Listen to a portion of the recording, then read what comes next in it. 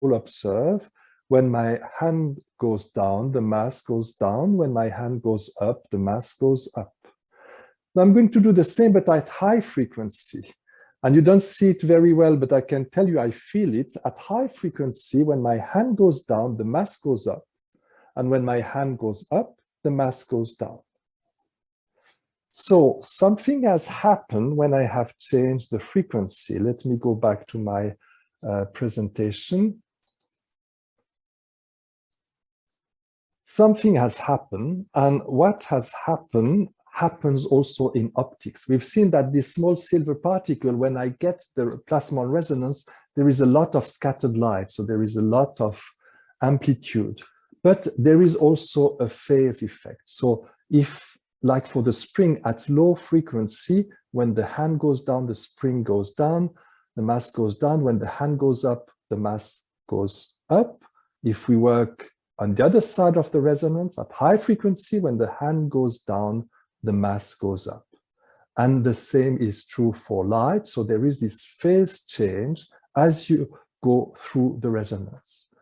For light, it works as follows. If you go below the resonance frequency of the particle, the incident light will drive the plasmon resonance, and the scattered light is going to be in phase with the incident light.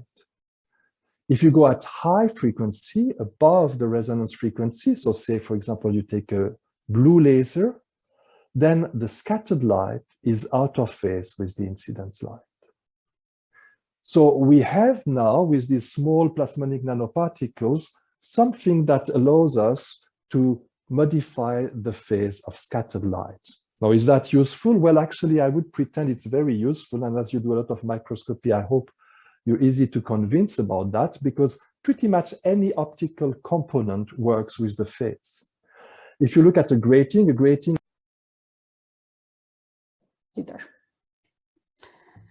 And after all these schematics and descriptions, I would like to also show you one video, how we obtain these structures. Oh, we didn't start. No. Sorry. Okay. In this video, you see this. First of all, let me explain. These are all patterned regions where we patterned and we have germanium layer, silicon dioxide, and gold layer.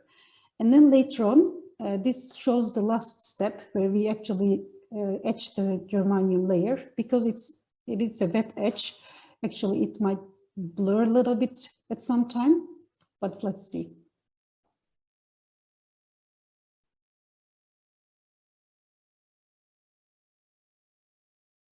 Actually, this is real time, but I'll stop here because I like this end of here.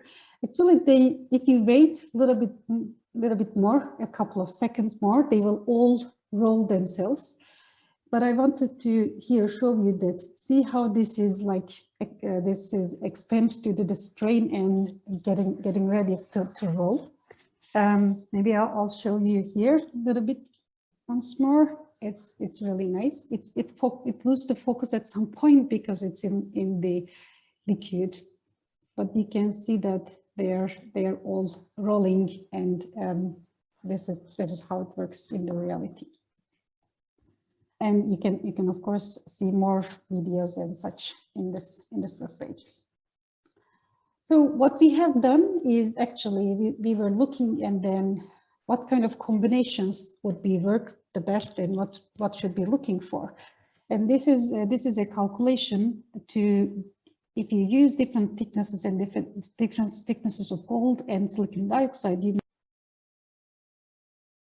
I think I need to maybe start with something very basic that I guess every single of you knows very well, is the way of how light reflect and refract from an interface, right? So you know that if you have an interface that separate two medium that are transparent, light is generally reflected at the same angle, but it's refracted at an angle here, which depends only on the refractive index of the material. And this is what people call the Snell law, and that has been used for many years to create various optical components, lenses, and so on and so forth.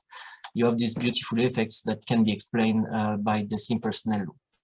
There is a very nice way to explain that this behavior, and it's given in the book of Feynman's by considering the following situation where you have here a droning person. In his book, he said, Feynman, probably some of his background, but he said that it's a beautiful blonde girl which is droning here, and you have the lifeguard here trying to save her. And the way to save her is to minimize the time she spends in the water, right? So you need to minimize the time between your position and the drowning person. And because you run generally faster than what you swim, you better spend more time on the ground before starting to swim. So if you apply this minimization problem to the problem of light refraction, you obtain exactly the same, replacing the running, swim, and swimming speed, by the actual phase velocity of light, which is related to the refractive index. You end up by getting the Snell law. It's a minimization problem. So now suppose that so you are here, you're sitting, for example, here, and you hear someone is drowning here in the sea. Obviously, you could think about going this way, right? So either you know how to fly, or you might have some trouble going down. You might not be able to reach. If you want to start down climbing this cliff here, is going to take a lot of time, right? So you see the cliff is actually changing in height. It's changing in height to the point where here it becomes accessible, and it will take probably much less time to down climb this part and going to this and reaching this person. So you see those two different paths now have to take into account not only the running and swimming speed, but also the time it takes to pass, let's say, this abrupt, discontinuous type of interface here. So now if you take into account this time here by considering the gradient of height here at the interface, you could obtain a law which account, I will go a little bit more in detail on that, but that account for the actual shape of your discontinuity along your interface. And you can generalize here this way the reflection and refraction law, where the refracted angle now is not only controlled by the refractive index, but also by the actual shape of your discontinuous lines. Introduction. Don't worry, this is going to be the only formula in the entire talk, but I need this formula to describe the light scattering by a small particle. Say we have a small particle of silver, for example, and this is illuminated with some incident light, and we want to compute the scattered light by this particle. What's very important to understand is that this particle is described by its permittivity, and it's a bit like the refractive index, and this permittivity strongly depends on the wavelengths.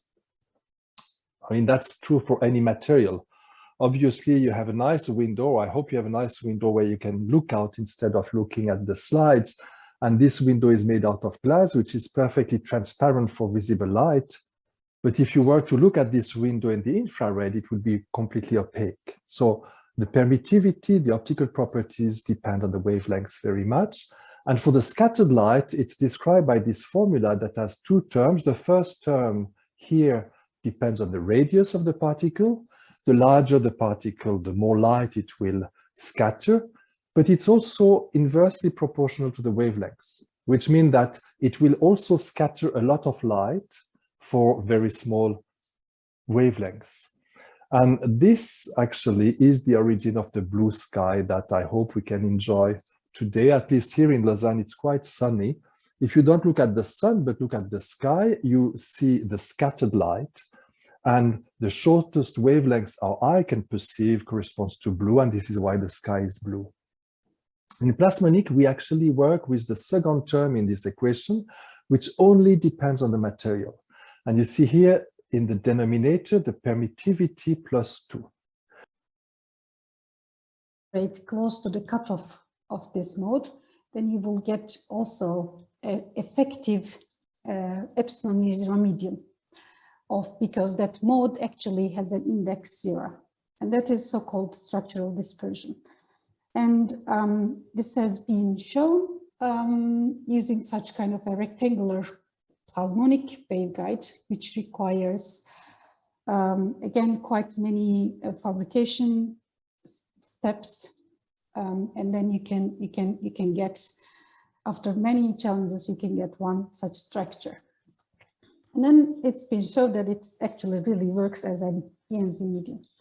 Sorry that I forget to put the site. I would say highlight the results that we obtained in my group, where we go from understanding physical concept and all the way to, I would say, concrete and direct application of those components. So just as a summary of the recent result and the work we are doing, we are working from physical concept on the development of what we call topological meta-surfaces. We have an ensemble of equipment and measurement system and optical benches to characterize and to do the metrology of those meta-surfaces. You have an example here where we are making a meta-surface which has two different phase values, and we are measuring here directly the phase, transmission phase at a meta-surface, where we engineer spatially varying phase from 0 to 90 degrees, and you have the possibilities of encoding spatial phase distribution. We're also working on holography, and you have an example here of a meta-surface which we design that is projecting letters of intensity in the far field. And during the design here, we take careful attention to control the polarization of each of these letters independently, so that each letters can be projected with a given state of polarization. We also work on techniques to correct optical aberration. Here is an example of an imaging system that shows the device a normal lens here, if you want, the imaging with a normal lens. And here on the right, the aberration corrected system using a metasurface to compensate for the aberration. We are also interested in integrating those meta-surfaces in systems, and here is an example, I will talk about that, of how we can integrate the meta-surface into VCSEL for wavefront engineering, and also work that we are doing in my group on LiDAR and imaging devices using meta-surface.